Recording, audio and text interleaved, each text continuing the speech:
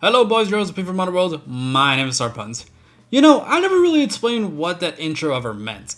Honestly, I made it as a kid as a way to contribute to the movement of rising identity in our lives. I knew there was more than just the social norm, so I wanted to do something that regardless of how far into my videos, there will always be a place for anyone in my community.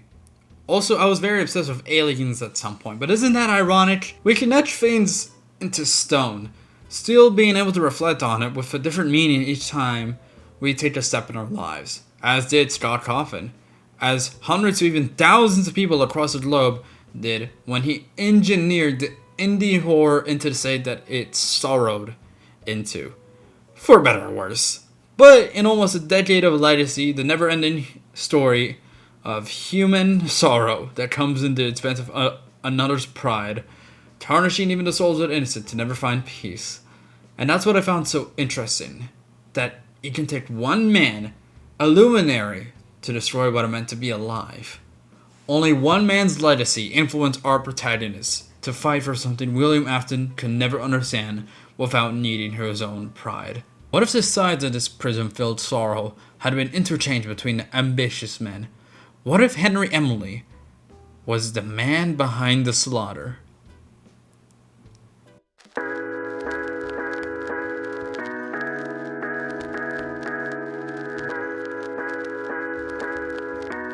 We're taking this question into the aspect of the lore, however. This video will be mostly covering my own designs of what exactly would had happened, not Scott, the actual person designing the entire series, on Henry being a purple guy. Hell, he didn't even plan anything out from the beginning, so in retrospect, genuinely, all that would change would be the names of characters. This video will only focus on FNAF 1, no other aspects of the series found here. Also, this is assuming you know FNAF lore as a whole, so if you're going to be confused in this, don't worry, so am I. Only difference is that I don't bitch about it. But yeah, if you enjoy this, please leave a like, subscribe, and help me get to 2K subscribers so I can make another video like this.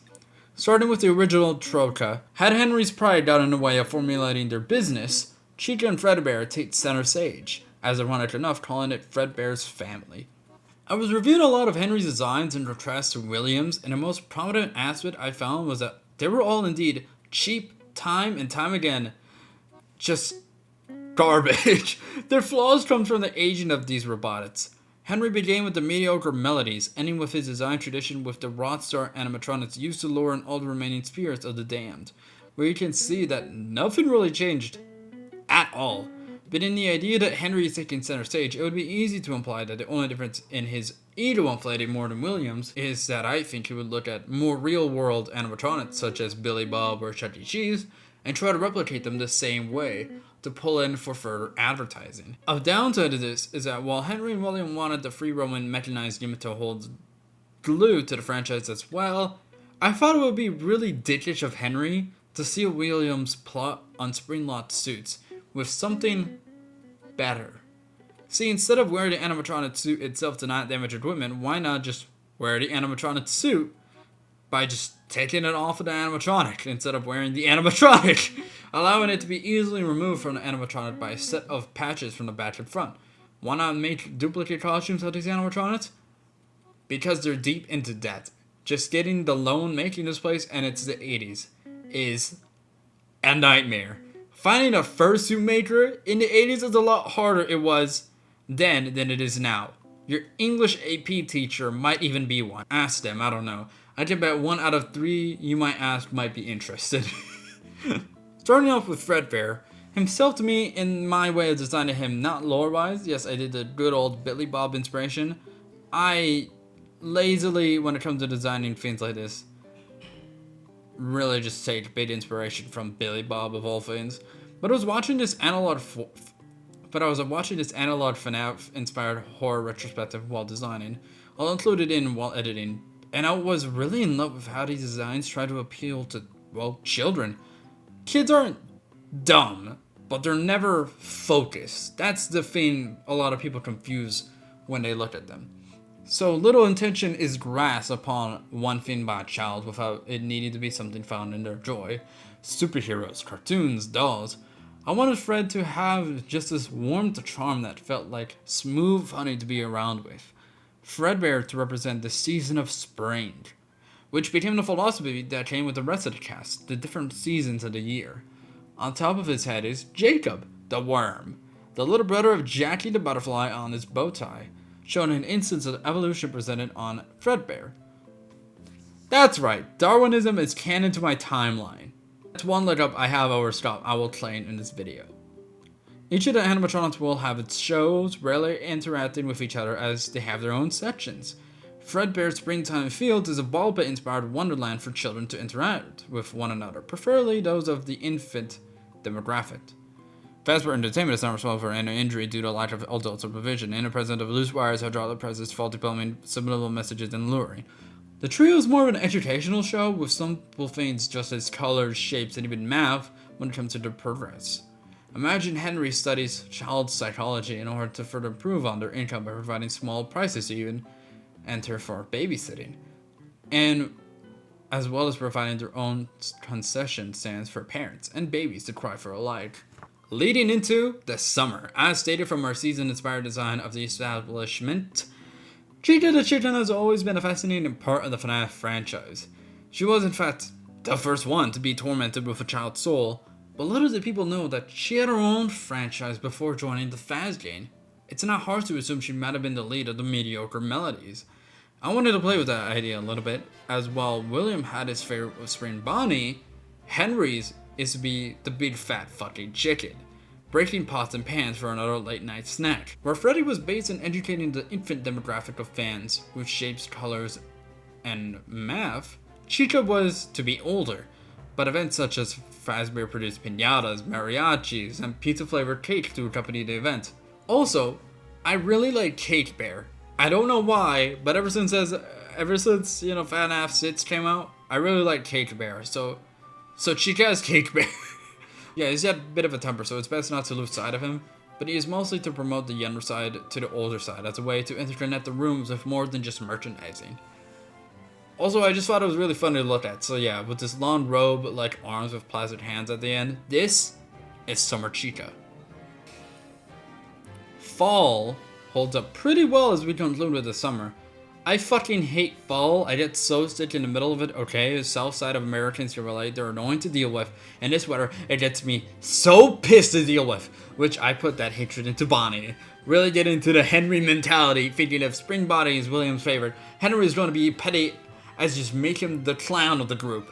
Never able to outshine the performers that control their industry. Now this is an obvious nod to the puppet, and with the opposite side of the coin being influenced here, it stands to reason Bonnie would be seen as a source of life as a puppet was in a main game timeline, with those eyes knowing something more than anyone else. Now originally I thought of just making Spring Bonnie, but the ears connecting to bells was a design idea I felt was too good to pass up on. I love drawing gestures. In the aspect of what his section provides compared to the other Fazballs. Why did I write Fazballs in the script? Fazbears, without the iconic arcade to accompany it, now can't we?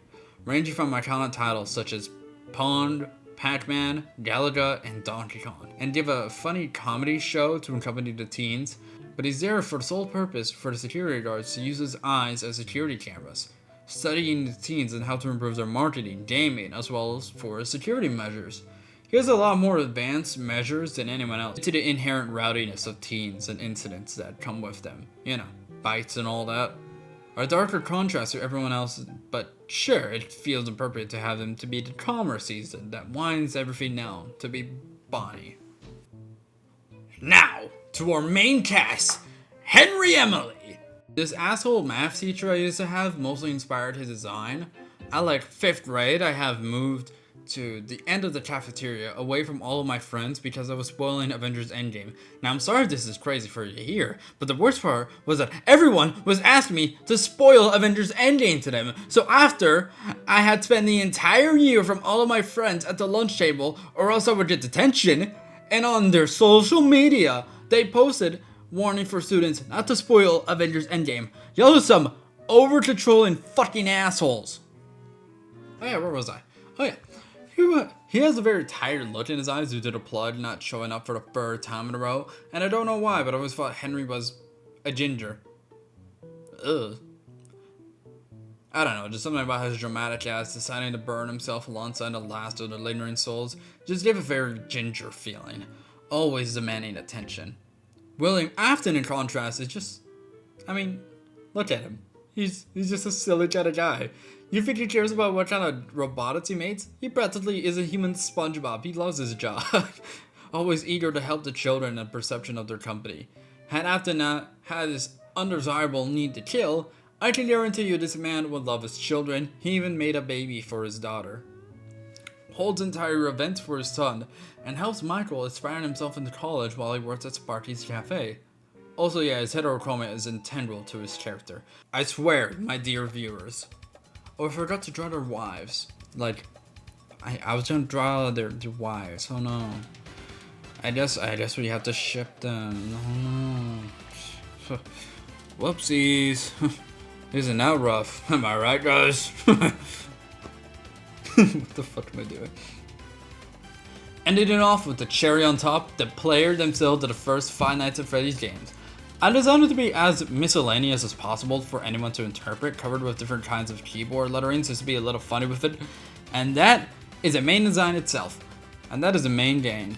If you want the lore to them, I'll just, I don't know, make a game or comic about them sometime down the road.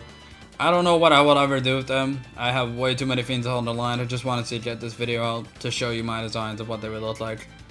And yeah. I showed these designs onto my TikTok. Someone said he should be an evil dirtbag with a chainsaw. That would be fucking awesome.